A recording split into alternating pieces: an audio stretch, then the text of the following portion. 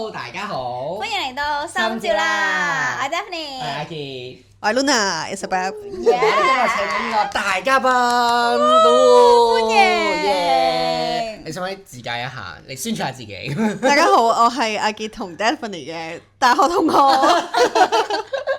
我哋係喺 Dance 度識嘅，冇錯，我哋 dance 都識嘅。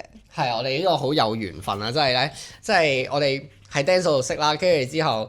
其實我同 Luna 仲有之前有喺我嘅畢業製作度合作過，係啦，咁所以今次咧我哋喺度請你講下呢個我哋嘅 freelance 嘅人生啊，即係我哋而家3個人咧都係 freelance 啦，係啦，咁你覺得 freelance 困唔困難咧 Freelance 係好困難嘅，係財政上嘅困難，定或者心情上嘅困難？都其實呢兩樣嘢係互相影響嘅，就係財政影響你嘅心情，跟住心情又會影響翻你嘅財政咯。但係佢換到嘅就係時間嘅自由啦。但係其實我嘅身邊都不乏成功嘅例子嘅，即係就算佢哋 freelance 咧，都 freelance 到好忙嘅。我覺得特別係做影視行業嘅同工啦，即係佢哋拍嘢啊嗰啲咧就會相對穩定啲嘅，但係如果做音樂咧，就會好唔穩定啦。咁但係點解你會即係繼續選擇做呢一行咧？即係你係咪好 treasure 呢個時間嘅自由？因為如果你覺得啊好辛苦嘅話，咁其實應該唔會揀呢條路噶嘛，係咪？係咯。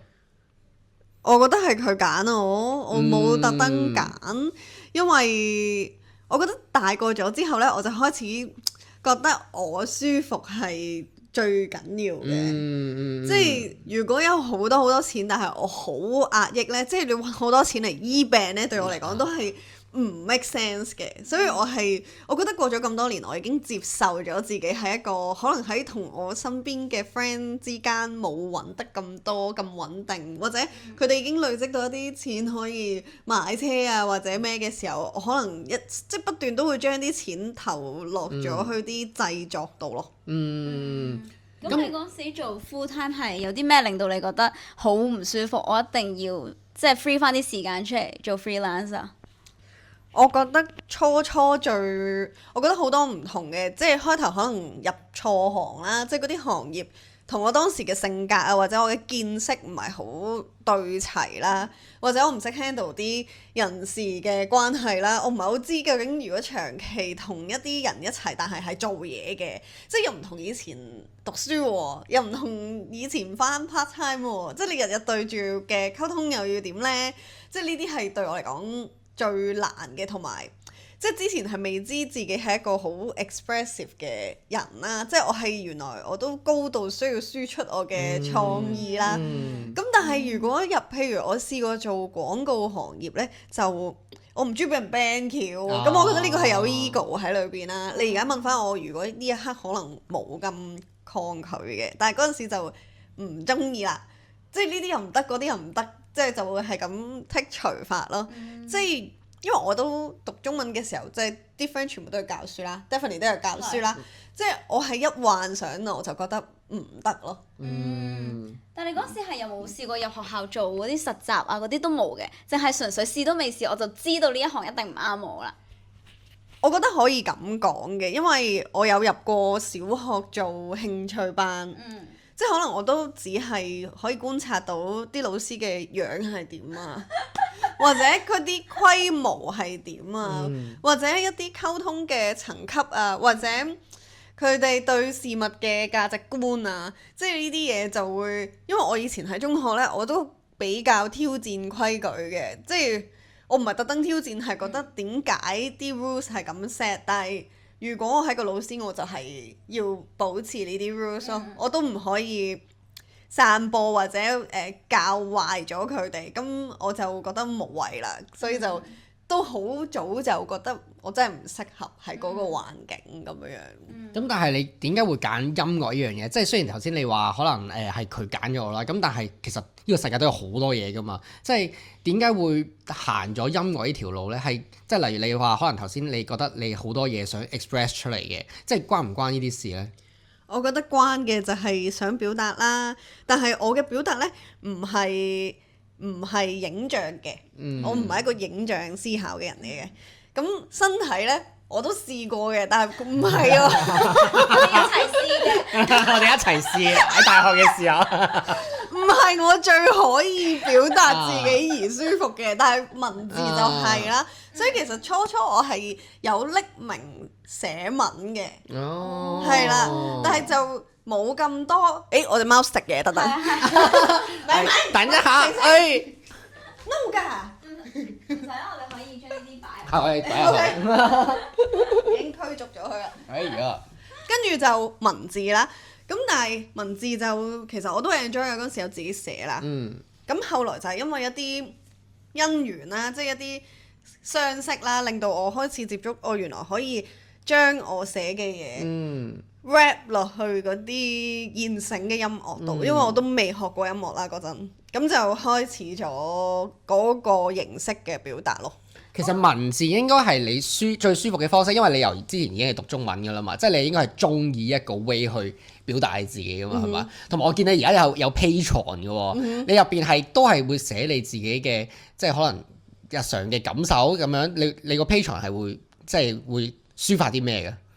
我而家個 Patreon 咧，其實我係嘗試緊用文字同埋我人建立我嘅世界觀咯。即係簡單嚟講，以前啲人成日講同溫層效應唔好嘛，但係我係調翻轉咯，我係想建立我個同溫層，我係想建立我個 community， 因為我覺得即係哎呀，我啲貓又嚟，係咪先？no 㗎，no 㗎，唔可以㗎，你拜拜㗎會。咁啊！觀眾而家可以喺呢個時候度偷食啊！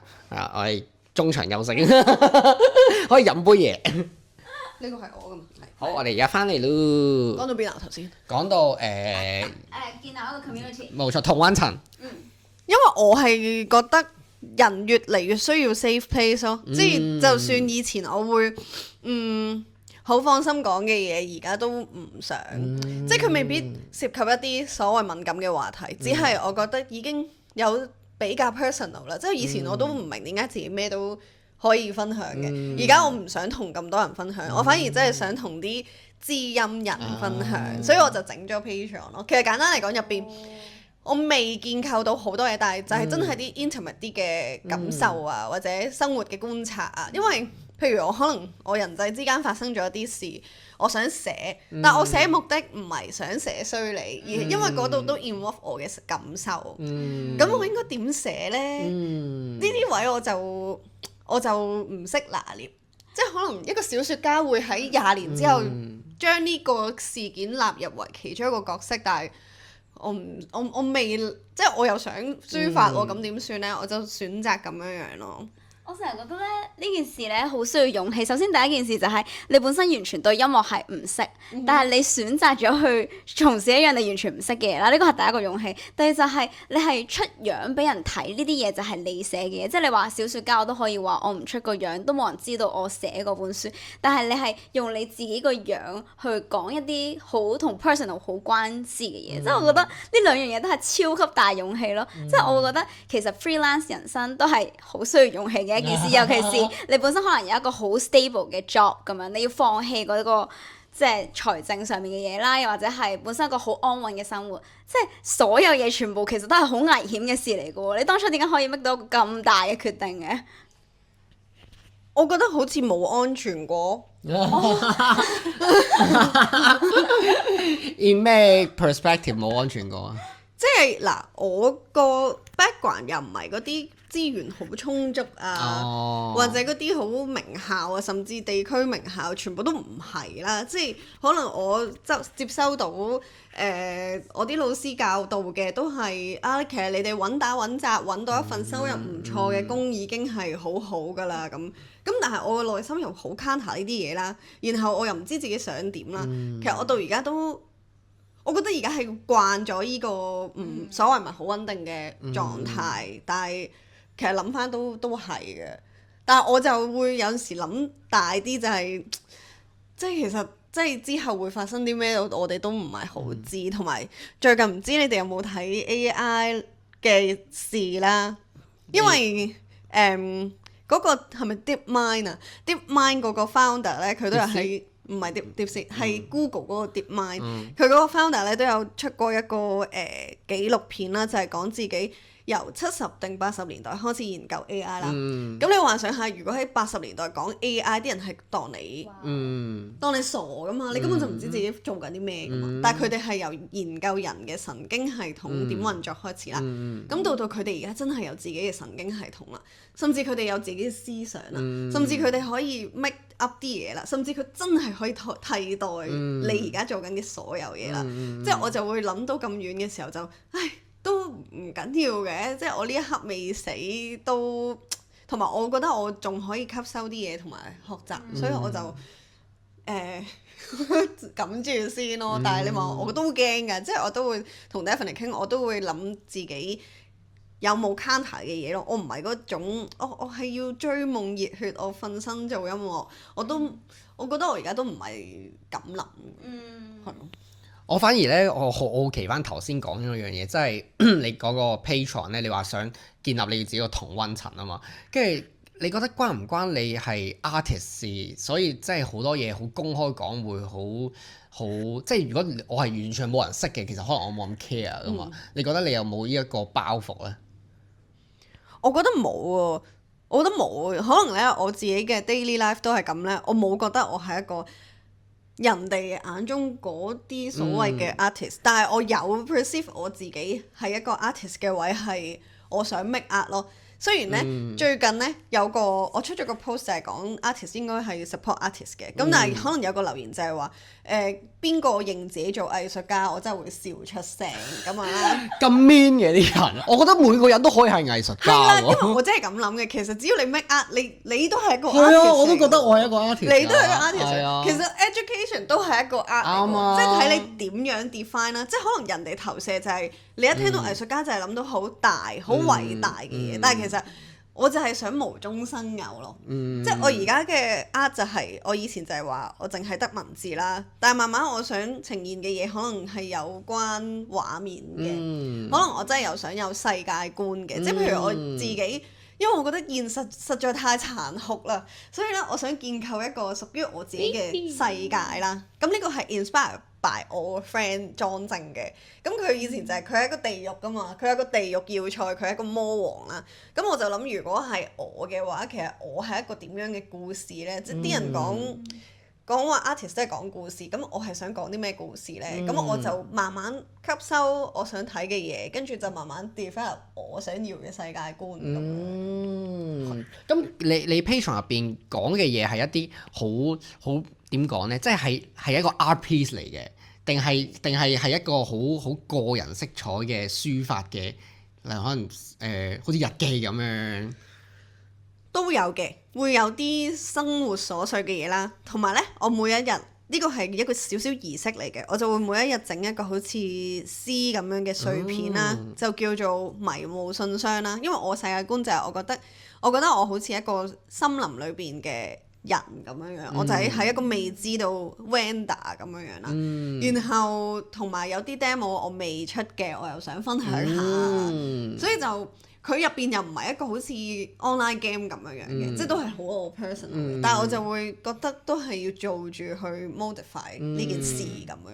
其實我覺得呢件事幾有趣，即係用一個即係 Patreon 呢個 platform，通常都好似係一個係賺錢或者可能係粉絲同埋一個artist 嘅一個多啲交流嘅渠道咁樣。但係我又覺得你喺呢一個地方咧，好似揾到一個即係你自己嘅世界同埋一個建立一個 community 嘅一個方式咯。我覺得係其實呢件事係幾 special 嘅喎，即係可能話唔定20年30年後好多人做呢樣嘢，即係咁講係啊。我試下咯，因為其實我而家都唔係，我可能初做 Patreon 我都係想賺錢，但係我而家係想賺 community 咯。我想啲人嚟到呢度係覺得自己係一個分子，即係然後如果嗰嚿嘢冇我，佢哋都可以。即係我覺得我有陣時，我唔知你讀書會唔會？我覺得我開心有時啲位唔係佢中意我嘅分享，而係嗰啲嚟嘅人，佢哋本來唔識，但係佢哋變咗朋友咯。我覺得因為呢度係安全嘅，你信任呢會嚟嘅呢啲人，所以你先可以同佢哋 make connection。即係呢個我覺得就係如果 AI 嚟到嘅時候，咩嘢重要就係人同人嘅 connection，唔係好真嘅體驗咁樣。我都覺得好正，我就係因為我都冇諗過 Patreon 用呢個方式去營運啊，因為就係好多人就係覺得係一個即係好似我係做 creator 嘅話，我就 share 啲嘢出嚟，但係冇諗過係大家都有 input，跟住 create 一個屬於大家嘅 world 咯。我就係覺得就好似同讀書組真係好似咯。本身都係諗住會唔會係淨係得我單方面咁去 present 俾啲人聽，但係最後其實得出嚟最開心嗰樣嘢係真係大家都係一人一句，然後你得到嘅嗰個 inspiration 係比你自己睇翻嚟嗰啲嘅 inspiration 更多咁樣，所以我就覺得 community 呢樣嘢真係越嚟越緊要。我發覺咧，其實呢一個咧係我哋三個嘅共通點嚟㗎。我哋三個都係建構緊我哋嘅 community。係啊，同埋我哋三個都係 lead 個人咯。即係我哋三個都係 lead 住自己 community 嗰件事嗰個人咯，係。其實就係因為如果你有一樣嘢係想做嘅話，其實你就會係呢個人咯。唔係咁，我可以可能我就係參加者，我真係唔係好想做咁多嘢咁嘅人噶嘛，我可以係啦，我純粹想 join 一個 community，我有個歸屬感咁，即係有啲人係咁噶嘛，係啊。不過我覺得有少少唔同喎，因為我覺得你哋兩個做嘅嘢都係比較真係 niche 嘅嘢咯，係小眾啲嘅嘢，咁所以真係需要一個 leader 去 lead 一樣嘢。但係我覺得我做嗰樣嘢，即係可能我做瑜伽或者係做讀書組，其實真係好大眾化，即係個個都可以做到嘅嘢。係，但係我覺得有時可能你本人就已經係一個 niche 啦嘛，你本人係啊，我就係嗰個個人，係啊係啦，無論呢樣嘢有幾 general 都好，都係特別。係啊，冇錯冇錯，我哋要相信自己咯，係嘛？永遠都係特別。係啊，我哋永遠都係特別嘅。永遠都係。我哋今集係咪差唔多啦？好，我哋可以今集去到呢度，多謝大家，多謝大家，拜拜。